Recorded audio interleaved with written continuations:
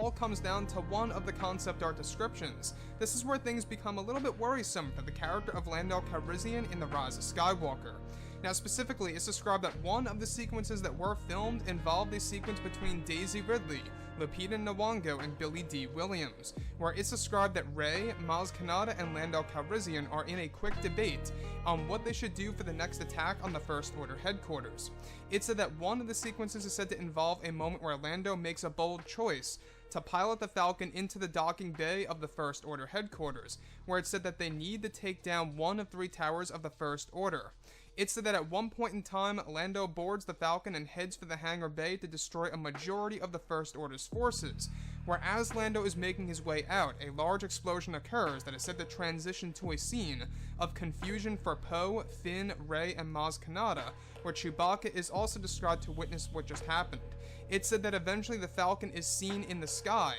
with fire on top of its surface where it makes a crash landing. As our heroes rush to Lando's aid, the Falcon is still said to be in one piece, however there is fire on top and it's mysterious as to the fate of Lando Calrissian.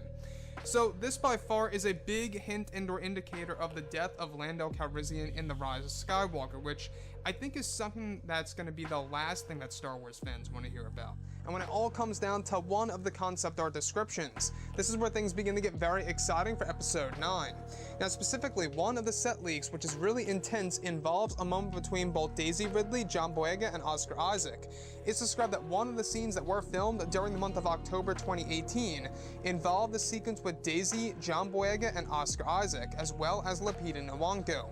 It's described to have been a scene filmed on the set of a massive battlefield in front of a large green screen, with multiple dead Sith troopers on the ground in the background, where jump troopers were said to be attacking Rey, Poe, and Finn. It said that one of the sequences involved a moment in which an unnamed actress was playing an older female Togruta, where the costume design used for the actress was dubbed as Ahsoka Stealth Vest and Staff _404-PL. It said that the sequence was filmed in a 4-day period, and it's said to be a brief, intense battle against Sith troopers under orders to destroy the Resistance. It's even said that some of the sequences even involved the unnamed actress using a force push gesture against some of the jump troopers in the air. It's described that one of the intense scenes involved a group of Sith troopers fighting the regular First Order troopers on the battlefield. The scene is said to be for the 3rd act of the movie during the major battle against the First Order. So let's go over a couple of parts about this. Now this by far is the biggest hint and or indicator of Ahsoka Tano being in Episode 9, physically speaking. Now specifically, shot descriptions consisting of a sequence where it's explained that both Kylo Ren and Rey are facing the Dark Acolyte, with both of their lightsabers ignited, where it's said that the Dark Acolyte, who is under the control of Palpatine, begins to raise his arms, where he starts to lift pieces of the Death Star 2 wreckage and tossing it toward both Rey and Kylo, where they are forced to dodge the debris. As this happens, Kylo is said to use the Force Stasis technique, also known as Force Freeze, against a large piece of the Death Star 2 wreckage, where one of the sequences is said to involve a moment where Palpatine begins to take aim at a massive Star Destroyer in the sky that holds the superweapon called the First Order Annihilator, where Palpatine is said to use the Force alone to turn the destroyer on Kylo Ren's position, and is able to activate the superweapon to beam down to the ocean, creating a large tidal wave that is described to head toward the Death Star 2 wreckage. This is where it's said that both Kylo Ren and Rey use the Force to block the wave of water from swallowing the wreckage whole, along with themselves. It's said to be a battle through the use of the Force powers between Kylo, Rey, and Palpatine, where as all of this happens, Palpatine laughs in the background. Now specifically, what's really intriguing about all of this is that it's explained that one of the scenes that were shot during the month of January of this year involved the sequence where Mark Hamill was on set over in Cardington, where he was placed in the cockpit of a sinking X-Wing on the world of Octu during a terrifying thunderstorm that was emulated through rain, wind, and ice machines to create the perfect storm for Skywalker that causes him to crash into the ocean just near the sacred island of Octu,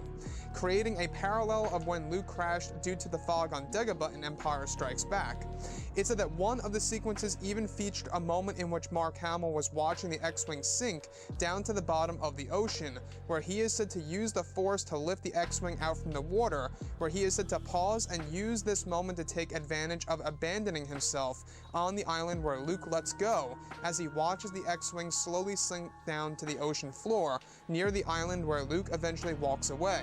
It's said to explain how Luke got stuck while at the same exact time intentionally abandoned himself on the island.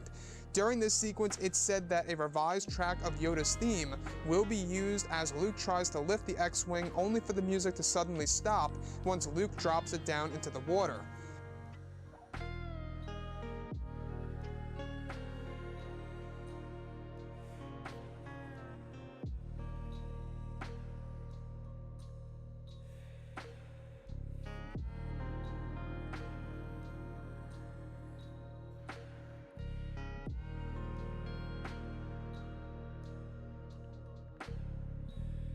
And when it all comes down to one of the concept art descriptions, this is where things begin to get very exciting for episode 9, involving Ezra Bridger.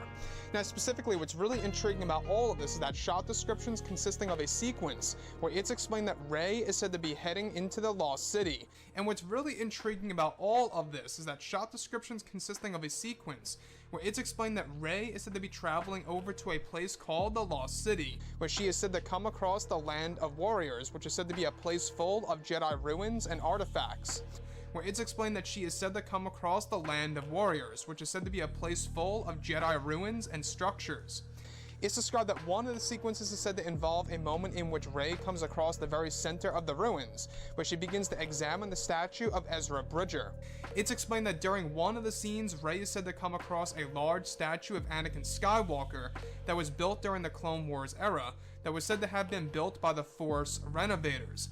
It's described that Ezra's statue stands around 50 feet high, where strange writing is said to be etched into the stone, where it translates to the Savior of the Unknown, who created the statue of Anakin Skywalker that stands around 50 feet high.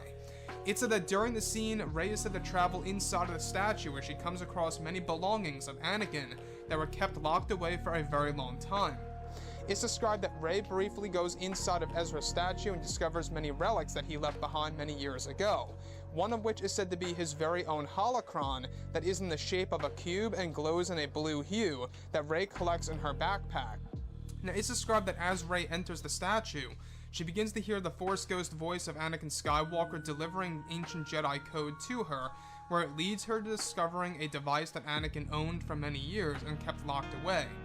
Additionally, Rey comes across Ezra's journal that holds many secrets about the unknown regions, and that she will use as a supplement to discover the hyperspace routes to get there before she discovers Palpatine's Wayfinder device. The device is said to contain a partial hyperspace route that would lead one directly to another galaxy in the universe, and that Anakin found this device inside of one of the Dark Temples during his time during the events of the Clone Wars, and that this device will be explored in the upcoming Clone Wars Season 7 in 2020 by Disney and Lucasfilm. Now, it's explained that in the journal, it explains that Ezra survived the jump to hyperspace from Rebels Season 4 and ended up on a world close to the Beyond, where it took him years to escape. It's explained that Anakin's Force Ghost offered Ezra guidance to escape the Beyond and return to the mid-rim of the galaxy, where he has never been seen since.